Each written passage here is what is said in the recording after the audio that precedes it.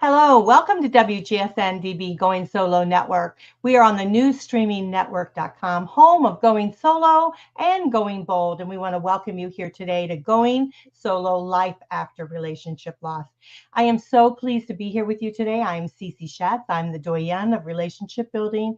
And, this particular show covers not only as we're going through a lot of times divorce or widowhood, we're going through some of those challenges that we're doing, but we also talk about our families and things that they're going through and some of the difficult times and some of the things we have to start thinking about, right? And so that's what we're going to do today. We're going to talk about going solo in adventures, going solo traveling with special needs kids. And we're going to have our wonderful speaker here today, Mary Ann Hughes. I want to bring her forward. Hello, Mary Ann. Hi, Cece. Pleasure to be here today. It is great having you. Now, Mary Ann, you are the founder of the Special Family Transitions, LLC. You're also a proud mom of two wonderful boys on the opposite end of the autism spectrum. And you've devoted all of your energies to really doing all that you can, not only for your sons, but for those around that have the same, conditions. And you spent countless hours researching, finding therapies, specialists, special schools and programs that can not only help your son, but other individuals that are going through the same challenges that your sons are going through. And so we want to really commend you for doing that outstanding job to helping those that are struggling with this. But today we're going to talk about some of the traveling. And I really do think some of the things you're going to suggest are going to help everybody, not only parents with special needs, but all parents who are maybe going solo this year on traveling. So I want to thank you so much for helping us with this important topic today. But tell us a little bit about your journey, because you got divorced and now you're single and you're really doing all of this for years, helping your family by yourself. So tell us a little bit about you. Sure. So I'm located in Houston, Texas, and I was married for 21 years when I was facing divorce. It wasn't something I saw coming, but I had, as you mentioned, two kids on the Autism Spectrum, and I had to figure out how to advocate for them and how to plan for our future. Mm-hmm. So I did finally get a good result for my family, figure out what I had to do, but I didn't find a lot of resources to help when I was going through the process. So now that's why I decided to help others. I became a certified divorce coach, a special needs focus. And so now I help other parents who have a child with a disability or a neurodiversity of some sort to help them through the process and figure out how to plan for themselves and for their kids before, during, and after divorce. So I'm real proud of the work I do. But also I like to share information that I've learned over the years. Like you mentioned, I've had lots of experience from when my kids were young, and now they're young adults. And so, love to give back and provide information to help inspire people, to let them know that they're not alone, that there is hope. And even with kids with special needs, you can continue to have a wonderful life, even going solo, because you can travel and do great things. I used to travel. We used to travel all the time as a family, right, when I was still married. And so didn't ever go on vacation on my own or without my partner, my spouse at the time. And so it was kind of scary for the first time when I had been divorced. And I was like, well, we need a vacation. We deserve it. And so finally planned one for the first time 3 years ago. It was my first solo train trip with my boys, and it went real well. And I can talk about some things I did to make that successful. But then last year I took a cruise, and actually just last night I returned from another vacation that we took this summer, to Washington, D.C. And so I had a wonderful time. There were some travel delays and some things that you can't plan for, but overall it was a great experience. And so I'm excited to share some of the tips that will apply to single parents, as well as really to any parent, whether you have a child with special challenges or not. Yes, definitely. Yeah, because I have 5 kids, and I know a lot of our listeners out there, they don't know that, or maybe they do, but it's just the challenge itself, with your children. And so then when you have ones that are special needs, it takes a little bit more preparation, a lot of thought planning to be able to do that and do it successfully. So share with us a little tips that, maybe can help some of these families. Sure. So the biggest thing to do is to plan in advance. And so I came up with 3 Ps. I kind of thought about it this morning. How can I share some information that will be helpful to families? And so the first one is to plan. So that starts from the very beginning. Pick a destination that is manageable. So maybe if it's a first vacation, you don't want to go somewhere too exotic, right? Where you're not going to maybe speak the language or different customs and things that are very different for your kids. And so when you're planning, part of that is when you're making your arrangements, whether it be for, say, for airline, you want to make sure that you get a direct flight, for one thing, and you want to have as few moving pieces as you can. So definitely try to keep things as simple as possible. So, and then with the airlines, you can let them know as you're making your reservation. You can also do it online that there are special needs. So that way, when you're at the airport on the flight, they'll be more accommodating, and you can ask for certain accommodations and requests like pre-boarding. Definitely take advantage of that.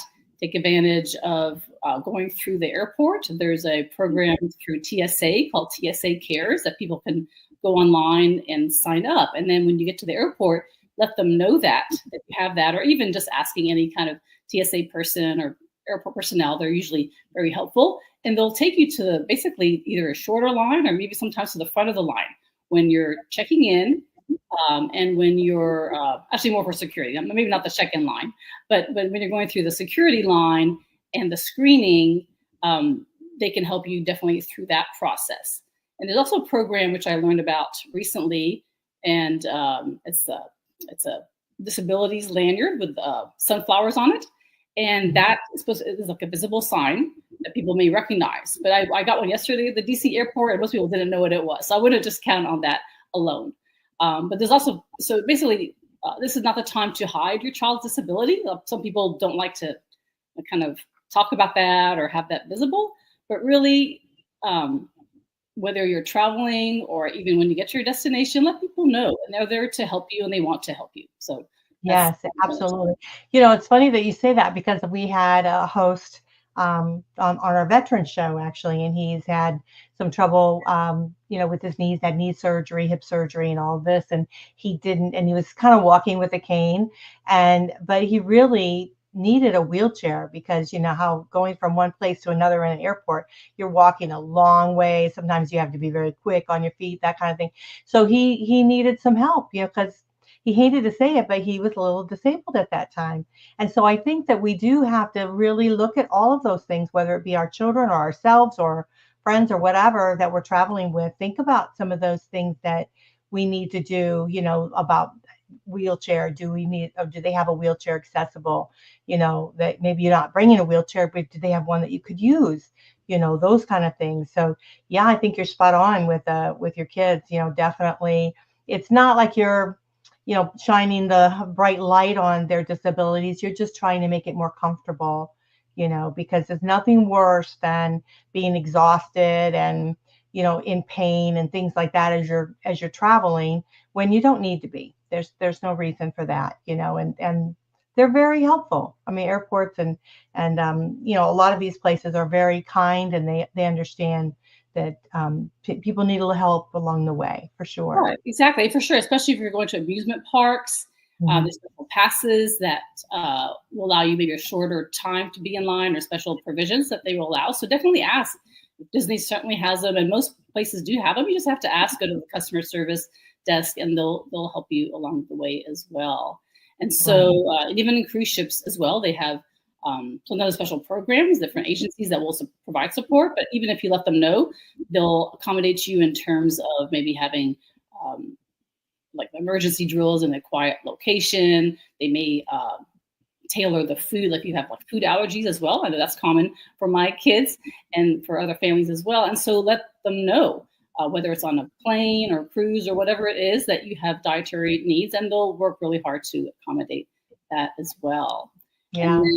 So when you're talking about planning, really maybe what you ought to do, is what I'm thinking about it, is make a list, right, of all the needs that you're going to need as you go along. Like special planning on the food, special planning on transportation, and different things like that. And I love what you said about the cruise ship, because they do have those wonderful programs for children, but it's also important to let them know that you have a special needs child, And so that they can, make sure they tailor what they're doing that's according to what he's able to do, because you don't want to make him feel frustrated or left out, at all. So yeah, so I think it's a great idea to sit down for a minute and just think of all the different things that you're going to need to kind of make sure that so you don't miss it. Like if they're on special medications, does it have to be refrigerated, different things like that. So yeah, I think you're right with all that for sure. Exactly. So whether you're on a cruise or on a plane, think about, like you said, where you're going to be sleeping and what you will need around you. And so that's a big thing that I like to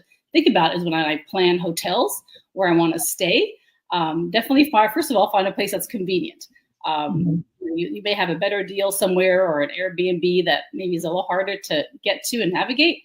But I can tell you from my experience, just coming back yesterday, we had a place that was walking distance from major sites as well as 1 block from the metro station. And that just made life so much easier that we could either walk or walk over quickly. And we figured out the transportation system with a little bit of help from the people there. They were very kind, but we were able to get all around. And we did take some, Ubers and taxis as well. But find ways to make your life as simple as possible. You've got so many moving parts, including kids. So you want to try to minimize the number of transitions and stress that they may have to deal with. And so when I look at hotels, if you're, for instance, for me, I've traveled with 2 boys, and they may be young adults, but we still have 1 room and 2 queen beds. So when you're looking at rooms that you want to get, you want to make sure that it's going to be big enough, for you. Sometimes the double beds, or I found them a little bit small, so be sure you get queen. That's my tip. And then what I also like to do is get a hotel that includes breakfast. That's one less thing to worry about, because I know one of my sons is really picky, and we mentioned about food allergies. So it's hard when you're traveling to try to make another decision. Okay, where we're going to go eat, for our next meal, especially in the morning. We just want to get there, have some routine, some predictability as to what they can have. And it's just one less decision to make. So I like that. Sometimes staying in a hotel that has a suite is nice if you're there for an extended period of time or spending more time in your hotel room. That way you've got more room to maybe, spread out. The kids can relax and whatever they need to do, but give them some downtime too, as well. Right. Absolutely. I think that's important. When you're planning your activities, you want to make sure that, I know you want to squeeze everything in, but you've also got to give yourself downtime, and you're going to have to give your children downtime to be able to also take a breath with it. What about, like with my son, when we traveled with him or anywhere, he always had like his certain comfort things, like his blanket and, various different things like that we wanted to make sure that we take. So I guess we have to also put that on our planning list, making sure that we don't leave out any of those things that are going to create security for our children. For sure. Yeah. I mean, if your child is used to playing with an iPad, every night, then we don't want to lose that routine. So usually you can connect to Wi-Fi or whatever it might be. Now, one thing I don't travel without for my son, who has a lot of auditory sensitivities, is headphones that he uses for ear protection. So those are invaluable for us when we're going through the airport or loud places or whatever he feels he needs to wear them. He'll just put them on. I stick them on my purse, and he can access them whenever he needs to. He knows how to ask for them now. So that helps a lot. And like you said, things that they're going to make them comfortable, whether it's little toys and fidget toys and little gadgets that maybe if they're tense or just need something to relax, in some favorite games. And if they're young or whatever age, little activity books, colored books, whatever it might be, where if you're in line or they're kind of bored, there's something that they can do that is familiar to them from home, a little toy, like you said, whatever that might look like for them. Well, it's also a tip for the younger ones. And my son, he was very attached to his blanket, right? And so we learned at a very early stage, when he was a baby, we had gotten one that was special that he liked. And he was just a baby, so it wasn't too bad, but we lost it. So then I thought, okay, I'm going to solve this problem. So we got him another blanket, and I got like 6 of them or whatever, I got a whole bunch of them. And then I just kept training them out, washing them, trading them out. He never knew that he had different ones, but they were all the same, right? So this way, if we lost one along the way, so if we traveled, we bring a couple of them with us. So we lost one, we still had one.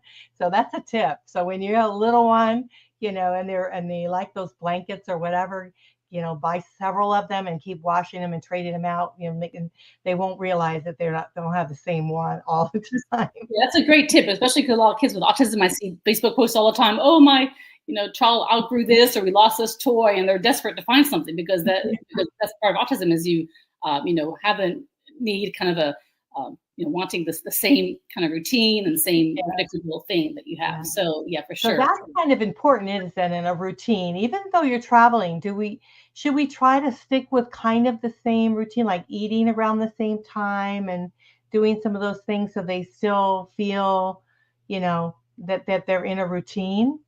Sure, you definitely want to have a routine. It may look a little bit different. I will say that for one of my sons off, because we had, like I said, the big breakfast at the hotel, and then we would eat a little bit later. And they're like, "Mom, it's lunchtime. Why are we not eating?"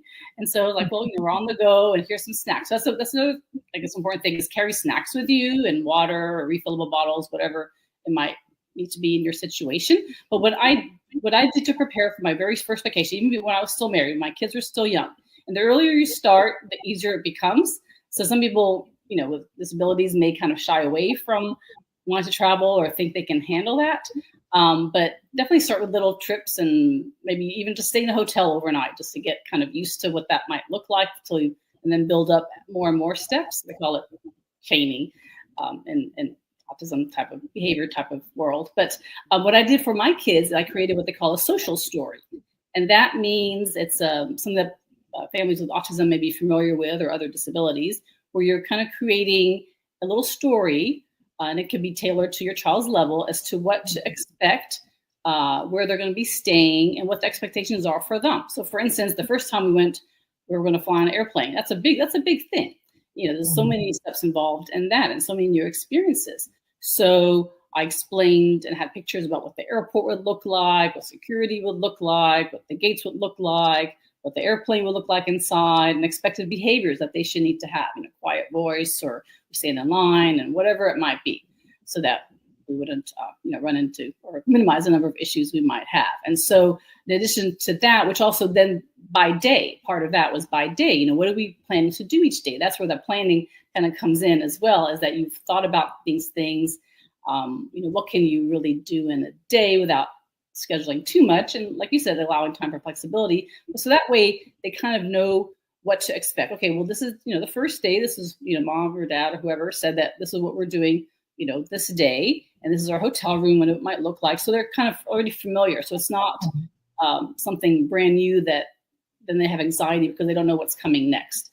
But yeah, we can say in that story that we may not have the meals at the same time. But yeah, if you can, find some meals. And that's why I love cruise ships, is that you have a predictable schedule, and where you're going to be sitting each day, and what the eating places are. So that's nice in terms of routine and not having to worry about food selections. When you're on the road, it makes it a little bit harder, especially if you're staying at different places, different nights. But that's where you want to have that information in your story that they can refer to, plan ahead, whether it's days ahead, weeks ahead, whatever is able, what's going to work for you. But that way they can know what to plan for. And so it won't be brand new, it'll be kind of familiar to them. I love that. I love that idea of sharing pictures with them so they kind of know what the airport looks like, what to expect, videos and things. And like if you're going on a cruise ship, you can even look online, look at your cabin, you can see different things like that so they're familiar with it. I love that idea. It really takes, them the fear, that they might feel a little bit away, because they're already accustomed to what's going to be happening to them. So yeah, that's brilliant. Yeah, that's wonderful. Yeah, that's kind of my second thing is prepare. Right? How do we prepare our kids for what to expect so they can have the best vacation they can, enjoy it? So we want to also maybe get their input if they're able to verbalize or share somehow things that they'd like to see on that trip. Try to incorporate some of that as well. And so yeah, we don't want to over-tire them. And if you can, we talk about, going solo. So if you're able to travel with somebody that maybe is a relative or a friend or bring a caregiver for maybe for a vacation, then do that, if you can. But even if, on your own, it's definitely manageable. Just, definitely check in as much as you can, because you want to have your hands free to, grab your kids or help them out. So you don't want to be overburdened with things that you need to bring. You may need to bring some stuff like back through a backpack or whatever. Right. Rubber bag, on the plane, to have those necessities there. And I think we might have mentioned about bringing snacks and their favorite items. But you also don't want to have so much that you can't take care of your child, attend to them as needed. Yeah, I remember my daughter-in-law, she was such a great, she was a teacher and everything. She's so wonderful. And she would really do a great job in preparing the kids, when they would go traveling, and they did some really fantastic trips and stuff, but she was really great on preparing, making sure they had snacks and some toys that they hadn't used before, so that way they, kind of excited about having something new, and so, yeah, so she was really, really super about doing things like that. So, and I can definitely see that some of the points that you're mentioning, both for special needs and for, children in general, it's really keeping them active, keeping them safe, making them, I will have a better experience ourselves as adults and parents if we can make it easier for them, and they're having a good experience. So you're just so spot on with this. This is so great. We're going to have to do a quick break, but before we do, I want to make sure that people can get a hold of you if they have any questions, because you handle a lot of things, not just traveling, but you handle a lot of, diversities that individuals have to go through with special needs kids. And so we want to make sure that people can reach out to you if they have any questions. So you can email Mary Ann, that's Mary, Maryan, ANN, at Special Family Transitions, that's TRANSITIONS.com. So specialfamilytransitions.com, that's our website, specialfamilytransitions.com. So just go ahead and reach out to her if you've got any questions at all, special needs, and needing to help find a therapist, or anything with regards to schools and programs and things like that. She can definitely share with you her experiences, and then maybe that can help you to be able to decide what you need to do for your family. So definitely reach out to her. She's got a lot of experience within it. She helps many, many people. And so don't hesitate to send her a quick email and ask her if you can have a consultation with her. I'm sure Mary Ann would love to do that. So we're going to break real quick. Stick around. It's only like 30 seconds. So just grab a quick drink and we'll be right back.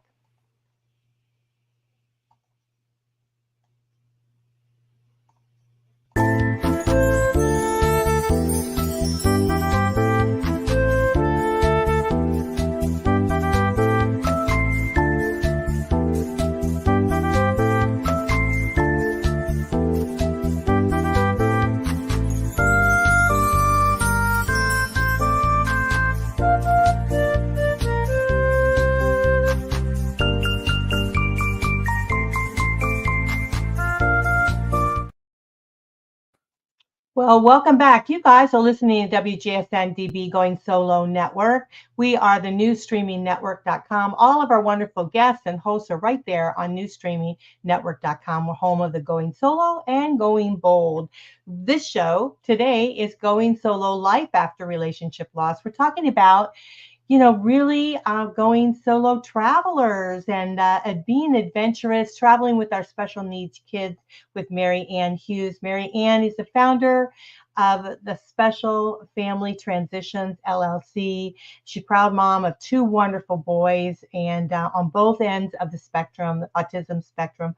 And so she knows what she's talking about when it comes to traveling or really anything else. So if you've got any questions about special needs and it's just like you were saying again, it's preparation, a lot of it is preparation and doing your homework, finding out things. And so we're talking about, traveling a little bit today, but if there's anything that you need, please don't hesitate again to reach out to Mary Ann. Mary Ann, specialfamilytransitions.com. So, and ask her any questions that you might have. So we're talking about the 3 P's, right, Mary Ann? We're talking about, first one is planning. And then we've got to, what was the next one? The next was preparation. Prepare. Yeah. Prepare. Prepare. So we're preparing. And so any other topics that we're missing on preparing for that we didn't think about? Yeah. So I think we talked about a lot of things already, but one thing I didn't mention is that my son loves the window seat. And so whenever you can, you're trying to make a reservation, especially on an airplane, plan ahead so you can get that window seat for them. So right now it's 3 of us, so we're able to sit 3 in a row. If it's just two of you or more, then you can, make it work as you need to. But if we didn't have that window, oh my goodness, we, would have been able to make it, because he was basically from the moment we sit in our seat to the moment we land, he's looking out that window. So, and wearing his headphones, and I'm giving him drinks. So that's another thing too, is, bring, sometimes, the flight attendants will bring you drinks and pour it in a cup. But I bring my own, cup with a cover and a lid, that way we don't have any accidents, and we can refill as need be. And they might give you a whole, can. So definitely prepare that way. And then another part of preparing is, we talked about, planning out your schedule, but do things that, kids are going to enjoy. So when we first go to a city, if we're flying somewhere, we do like a kind of a, either like a trolley or a hop on, hop off kind of bus, or just a general way to get acclimated to that new city without actually doing much very first. So the first thing you want to do, because, as when we travel as adults, we're trying to still get our bearings when we land somewhere new. So take it easy the first day, kind of take it slow, and then you can build from there, kind of see what piques their interest, plan ahead, watch videos like you mentioned earlier about those destinations, part of getting ready for airport travel or any kind of travel, cruise or road trip, whatever it is. Especially there, you want to bring in lots of things to keep them busy. But yeah, figure out what there is to do there, and definitely go with that. And then the other, go ahead. That's great. I mean, I think that's good. It's just great advice for everyone, really, because I think it's very, very important. I like to always do things like, trolley buses, and I mean, even myself, I enjoy that. I enjoyed seeing the bigger scope of things and architecture and things like that. So I love to look at the buildings and all of that. And, and another one of my favorites, because I am from Florida and I love anything on the water. So I love to take a boat ride that takes you up and down, the canals and things like that shows you the pretty houses and different places and like that. And one of my high school friends, he took us on to the port. We went, we had a reunion one time, and he brought his boat and he took us all around the port, because you don't get to go see all the big boat, these big ships, and so he took us around the port, give us a tour of the port. So that was really kind of interesting. So yeah, so I kind of like those laid back, where I don't have to do anything. I just sit and watch and enjoy. So I think kids enjoy that too, but again, you have to tailor it towards, your kids' age and how long can they sit for something, keep their attention span. That's a kick, is trying to figure out their attention span and keep it rolling, right? Right, for sure. Because when they're young, 2 or 3 versus when they're 18, it's going to look a lot different in terms of how much they can handle. And even they may have somebody, who even at an older age may struggle with attention and sensory conditions and all that. So speaking of sensory stuff, that's a kind of a big thing for a lot of families, is, all the noise, all the things around them. So we want to try to travel when it's less crowded, maybe, off-peak times when we can, maybe off-peak days, because yeah, if you go when it's, rush hour, then you're going to be dealing with more hassles and headaches than you would probably, need to otherwise. So, I try to not book a flight first thing in the morning, because we don't want to have to wake up at crack of dawn and rush to the airport, and then they're not in a good mood then. So kind of like mid-morning, midday kind of work, so that we're avoiding the travel business, kind of traveler rush as well. And then, things like that definitely come into play. And I guess as a single parent, one thing that makes it different is you've got to minimize, we talked about the moving pieces and things that you actually have to do yourself. So one thing I started doing, instead of driving myself to the airport and parking in off-site lot and taking a shuttle, that was a lot of steps. So I decided, okay, I'm going to pay a little bit more and invest in somebody taking me to the airport and just dropping us right off at the gate. And that just makes it so much simpler. And on the way back as well. I mean, granted, if there's monetary constraints, then you can figure something else out, or have a friend take you or something, because it's just one more hassle and one more thing that's going to take time and possibly go wrong. And then speaking of things not going wrong necessarily, but things that you didn't anticipate, is we had travel delays on our trips, and so we have to prepare them for that and have, as we talked about, some backup activities to keep them busy. And whether it's food you bring or activities you bring or things that you find at the airport. So yeah. And one thing too is that my son shared with me. We want to plan a lot of things, like you said, the getting the scenic route, and boat trips are great, bus trips, those kind of things. But there's some days you may be walking. And so sometimes we don't realize how much walking we're going to be doing. And so we want to try to stay in one place as much as we can, as opposed to like visiting lots of different sites or cities all at one time. Trying to, like you said, kind of do it a little bit more laid back fashion. Don't be as pressed on a schedule and a timeline. My son said to me, we were up and about this one day, and even though we weren't going from place to place, but we were doing a lot of standing up and walking around sites and museums, and we actually went to the Capitol and spent all day there, which was wonderful. But my son says to me, "Mommy, my feet are on fire," meaning he's tired, he wants to sit down. So definitely make time for that. So do some things that are standing, with where you're just going to relax and sit, maybe have a leisurely meal or whatever it might be, just to kind of recharge. And also, I guess, a nap time sometimes is helpful, depending on the child's age, or even for adults, if they're adults, or even for ourselves, just maybe before dinner, just have a time to kind of rest and recharge, as you mentioned, before your next activity or outing or whatever it might be. That tends to help a lot, especially you mentioned you're in Florida. I know when we were at Disney years ago, definitely having some downtime, especially in the summertime, to kind of cool off, recharge before going back out there. Helps. Yeah, because it is really warm. The other thing I was thinking too is, as you were talking, I was thinking about something that I had always done, is making sure that, like, because you buy new clothes, right, before they go, you buy new tennis shoes and things like that. Have them wear their shoes first. Have them wear their shoes for maybe a week or whatever, even though they're going to mess them up or whatever, still have them wear them, because they want to break them in some.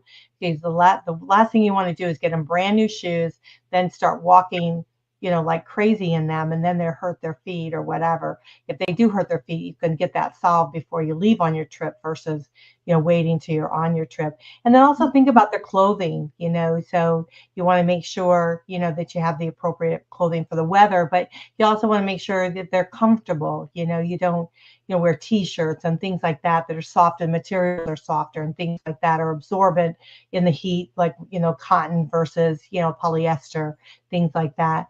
So so it's a lot of preparation on going on vacation. And when you're doing it by yourself, you have to really kind of think of everything. So these are great tips that you're giving us, Mary Ann. Absolutely wonderful tips. Thanks. I love what you're saying about the clothing, because definitely comfort over fashion is key. And so that's why it helps to plan ahead in terms of packing. So definitely don't save it to the last day.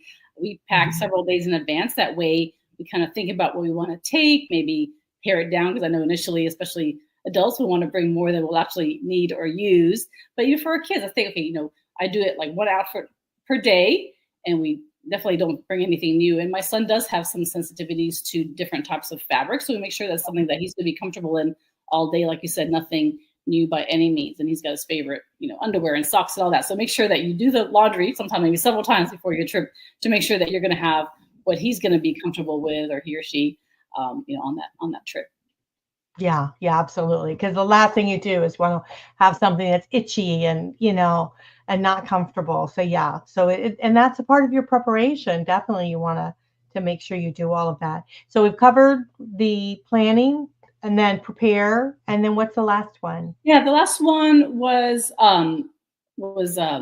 provide. So you can provide even things from like extra TLC, care and attention, right? They may just need some downtime, some reassurance that they're going to be okay, but also providing all the other things we talked about, things to make them more comfortable, from headphones to snacks to information to get them acclimated to where they're going. We love getting books from the library before we go, in addition to the social stories, but providing information about where they're going, helping them plan.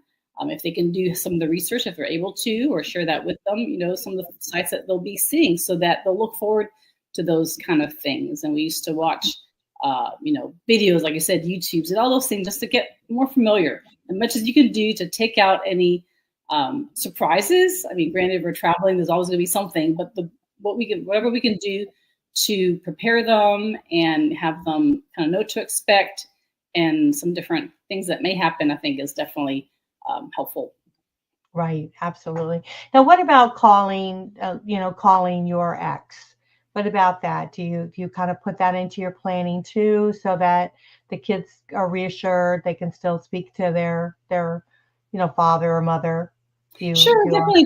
For sure. That's a great point. So depending on your situation, if they're used to doing that every day, then yeah, hopefully we can do that.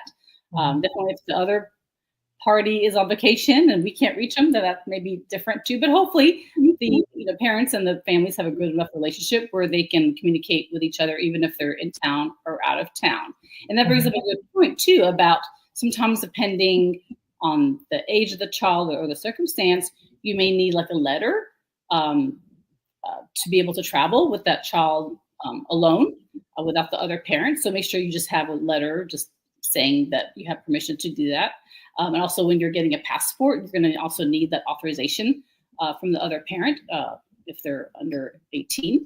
And then if they have a disability, you may have guardianship papers. So be sure to carry around a copy of your letter of guardianship in case there's any issues when you're traveling.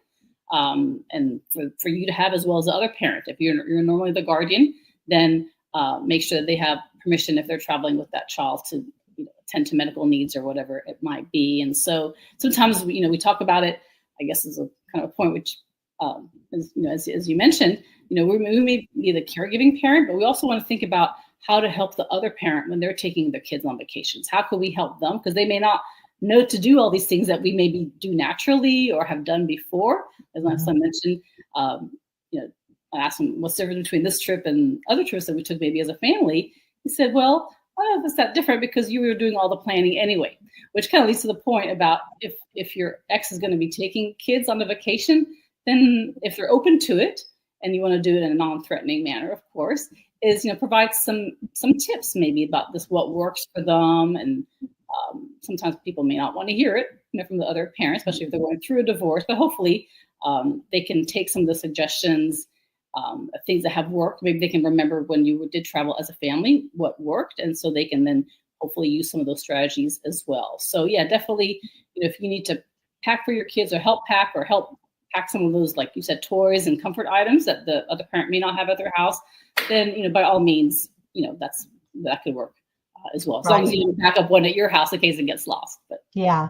Well, I think we have to keep in mind that we are family. And so, and our mission, is to really make sure that our children are safe and secure and well adjusted and all of those things. And going on vacation is one of that. And so we want them to feel secure with that. And so I think, to arrange a phone call and do whatever you normally do. Maybe you can't do it every day. If you normally do talk every day, maybe because of the schedule, not able to do that, but you want to make sure you squeeze in some time that the kids can talk to the other party. And then I love the idea of maybe putting together a packet so you have all of those documentations that you need, your insurance card, all of those kind of things, keeping them all together. So then this way, either one of you goes on vacation with the kids, you've got all of that stuff that's needed, that you don't have to also, oh my gosh, I don't have that. And, then it's going to cause a problem because you certainly do not want to be like on a cruise or somewhere and something happens to your child and you can't get the medical needs, that you need. So you just don't want that to happen. Neither parent want that to happen. So we need to work together when we need to work together. And that's just all there is to it. We're a family. So I hope that everybody listens to that and take heed, because I think it makes our life a lot easier. So we're going to have to close out the show. It's gone by so quickly. Are there any last words you want to share with the audience? Yeah, just so know that you can do it. Don't be afraid to try a vacation on your own with kids. I know the first time it was really intimidating for me to even consider that idea, but I'm glad I did it. My kids had a great time, and that helped build my confidence to be able to do it again. And now, as I mentioned, just came back from my vacation, my third one on my own solo with my kids. So know that you and your kids can do it. You deserve a vacation. So definitely go out there, plan something manageable, but still enjoy yourselves. Absolutely. I think it's wonderful. Well, anyone want to reach Mary Ann, most certainly her information is Mary Ann at specialfamilytransitions with an S.com. That's transitions, transitions.com, specialfamilytransitions.com. That's our website. And Mary Ann MaryAnn is her email at Special Family Transition. So please reach out with her, talk to her if you have any questions with regards to special needs. She's, raised her children and very proud of working, with them and trying to, really take care of all of their needs that's necessary. And so if you have any questions regarding school life or, researching therapists or specialists, special schools programs, and going on vacation, just let her know and she'll be able to help and assist you with that. So please reach out to her. So thank you so much for joining us today, Mary Ann. We really appreciate your time. Thanks so much. Yeah, I just want to add, so most of my work is divorce related, but definitely I can provide resources and share information about all those other areas as well. Yes. And, that's a very difficult time. I'm glad you mentioned that because I think that is a very difficult time for families as they're going through. And so not only you have the divorce process, but you have the family. And so you want to be able to connect that and keep that going. And how can you now come together as a family to continue on raising your children? And, and you got to get through that process of divorce, which is very painful and it's hard on everybody, including the kids. So I think it's a wonderful thing that you do, helping families get through that and have a place to come and talk to. So please reach out to Mary Ann if you are going through a divorce or some sort of a relationship loss of some sort, that you find yourself alone, that you need some help to be able to start, picking up the pieces and building that for yourself and how to get through those. So there's a lot of equations, I think, that are happening within that spectrum of a relationship loss. So definitely reach out to Mary Ann. So thank you so much again. You're a delight to have on. We hope you'll come back and talk to us a little bit more about some other areas that we need to, maybe take heed and understand. But I just love this solo adventure and traveling with special needs kids. So I want to thank you so much for your time. We appreciate you. Thank you. Having me back. Well, it is great having you. You guys, you are listening to WGSN-DB Going Solo Network, and this is the newstreamingnetwork.com, home of Going Solo and Going Bold. I am Cece Shatz, your host here today, and it's been a delight to be with you. Talk to you later. Bye for now.